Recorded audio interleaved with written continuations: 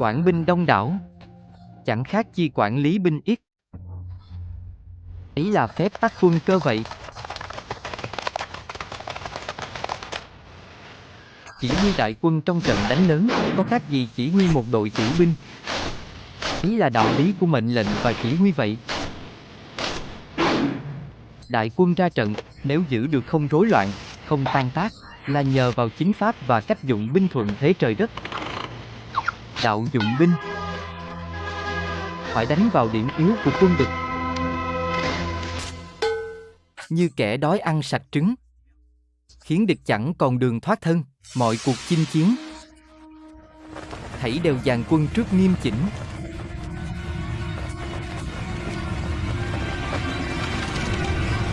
Sau thuận thế mà ứng biến theo thời.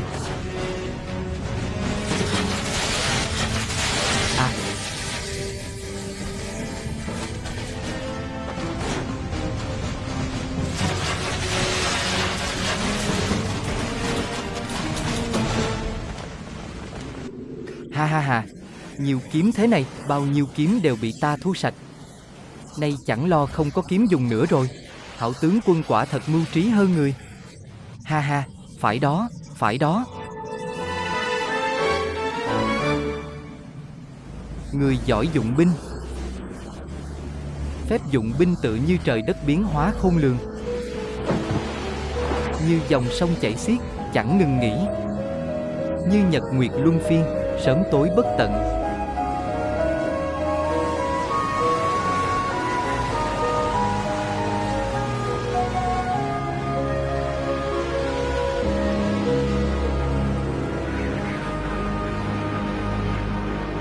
Giống như bốn mùa xuân hạ thu đông.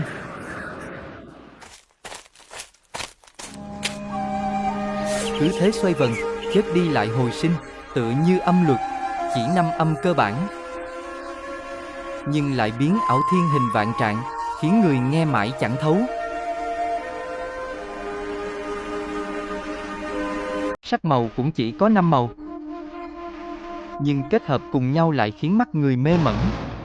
Cách đánh trận chỉ có chiến và kỳ, nhưng biến hóa thì vô cùng, chẳng khác chi trời đất mênh mông, không thấy bờ bến. Ta cùng các tướng trẻ tuổi, khí thế phải dài lâu, như cánh cung căng tràn. Nhịp độ trận mạc, phải biết đánh rồi lui, chờ thời phản công, khiến quân địch chẳng thể nắm bắt được.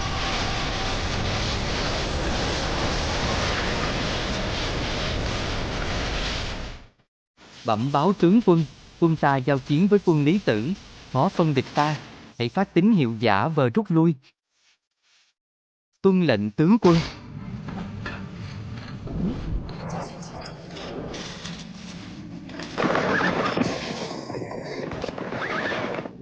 Huynh đệ, mau rút theo ta. Trận địa rối loạn, ấy là vì nơi trung quân bị uy hiếp. Đừng hòng chạy thoát. Hỗn loạn bề ngoài ấy chính là sự tỏa sáng của lòng can đảm. Ha ha ha.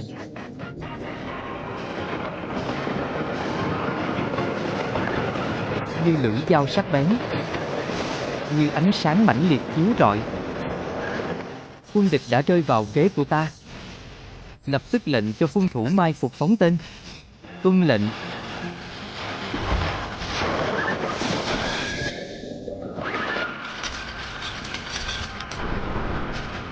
Xạ tiễn.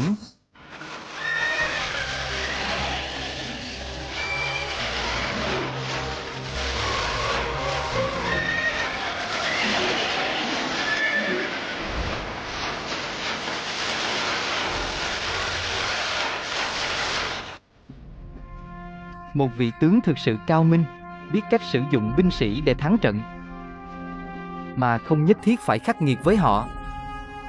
Người như vậy sẽ chọn đúng nhân tài, giao phó trách nhiệm phù hợp, chỉ huy quân đội tác chiến. Phải như gỗ đá. Gỗ đá nếu đặt trên mặt phẳng sẽ bất động, nhưng nếu đặt trên triền dốc sẽ tự lăn xuống với sức mạnh bất khả ngăn cản. Vị tướng tài ba, dụng binh như đẩy khúc gỗ, tảng đá từ đỉnh núi, khiến binh sĩ trở nên mạnh mẽ và không ai có thể ngăn cản. Ấy chính là cái thế trong binh pháp.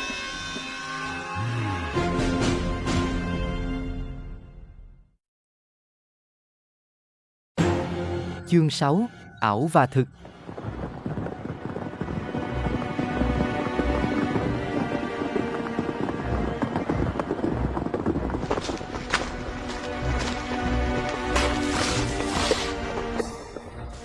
Hãy cắm trại, chuẩn bị chiến đấu. Ai đến chiến trường trước sẽ có thế chủ động.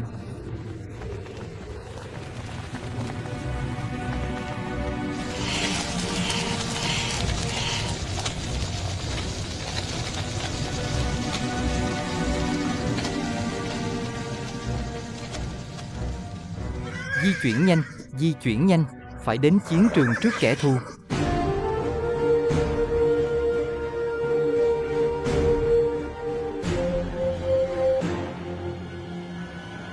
Cuối cùng cũng gần đến rồi. Cuối cùng cũng có thể nghỉ ngơi thoải mái.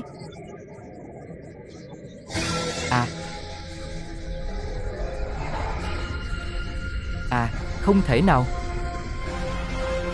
Không có thời gian để nghỉ ngơi, toàn quân chiến đấu.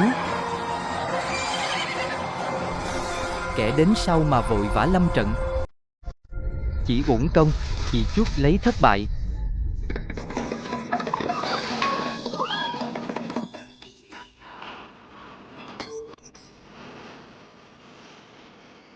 Kẻ giỏi dùng binh là kẻ ép được địch vào thế phải đánh, chứ không để mình bị chi phối. Dù quân địch tới chỗ mình mong muốn. Ha ha ha. Nếu kẻ thù không dám rút lui, phải bày nguyên trí làm chúng sợ hãi. Nếu chúng muốn nghỉ ngơi, thì hãy quấy phá, khiến chúng không có chỗ thở.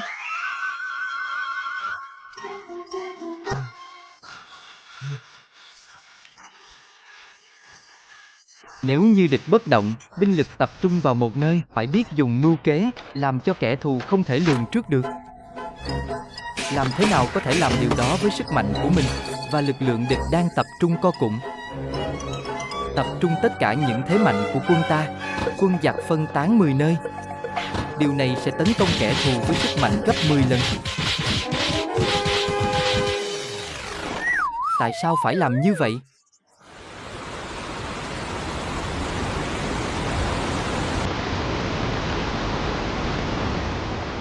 Dùng binh như nước.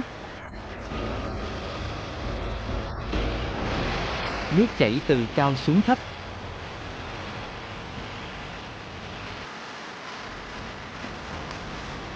Dụng binh,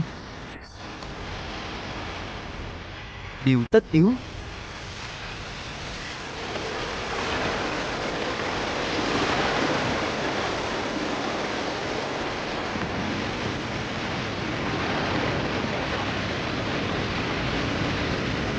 Nước chuyển dòng do thay đổi địa hình.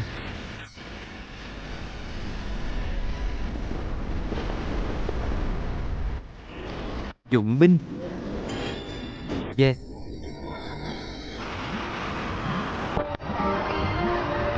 Phải thích ứng với những thay đổi kịp thời, tùy theo tình hình thực tế.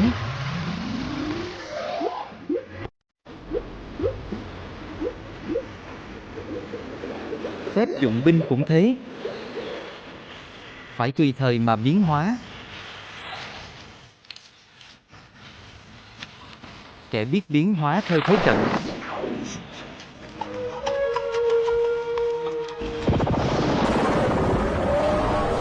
mới là bậc thầy trong binh pháp.